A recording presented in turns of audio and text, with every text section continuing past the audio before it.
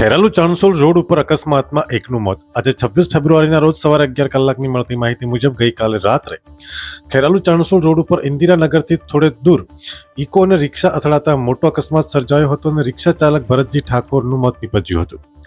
ધડાકાભેર બંને વાહનો અથડાતા અવાજ સાંભળી આસપાસથી લોકો દોડી આવ્યા હતા. રિક્ષા ચાલક ભરતજી ઠાકોર ચાણસોલથી ખેરાલુ તરફ આવતા હતા ત્યારે ઇકો સાથે અકસ્માત થયો હતો.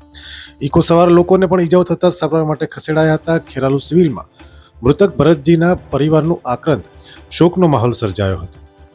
Bureau report, Kheralu.